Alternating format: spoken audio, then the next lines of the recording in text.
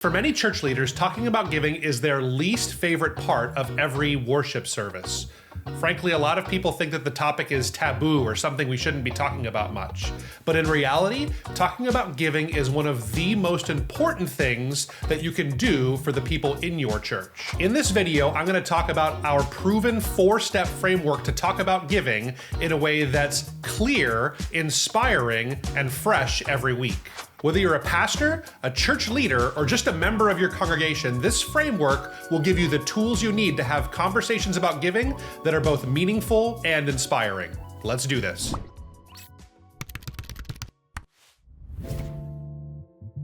Hey guys, I'm Thomas here from REACHRIGHT. We put videos out like this each and every week, so if this is something that is interesting to you, feel free to hit the like and subscribe button down below. Now let's dig into this. The first step in our giving talk framework is to create a moment. Now what do we mean by this? We mean not just jumping right into the conversation and asking people to give, but instead taking a moment to really give it some space and actually help people think about why we do the giving.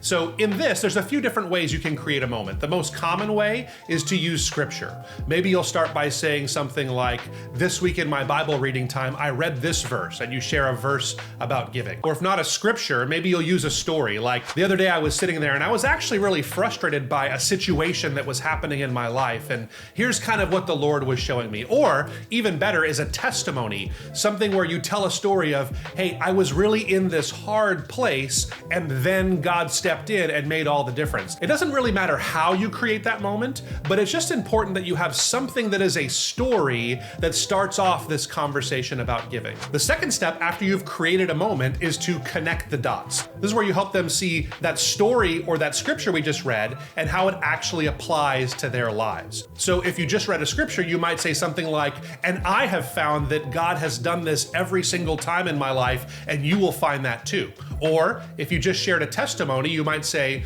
what Susan found when she stepped out in faith is the same thing that you're gonna find, that we have a God who provides. So help people take that next step. Don't just leave them with the moment, help them to actually connect the dots. The third step in talking about giving is clarify the process. We often forget that people that are new at our church maybe don't know how our church runs each and every week.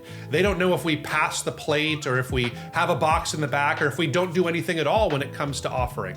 And you need to help them clarify that. So as a good rule of thumb, you should always talk about the ways that people can give, if people can give online, via check, via cash, and then how they're going to give. So if that plate is going to pass in front of them or there's a box that they can come up and put their offering in.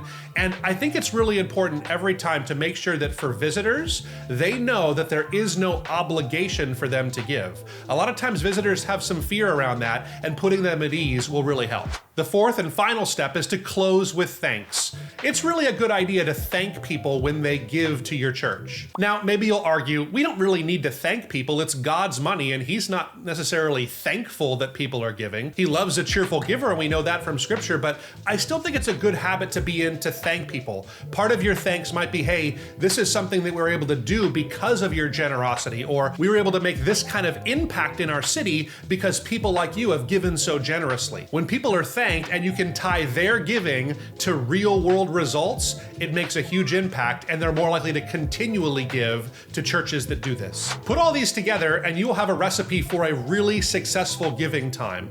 But we want to know in the comments below, what do you do? What's working for you at your church? Do you have a favorite scripture that you use for your offering time? Let us know in the comments, and we'll catch you next time.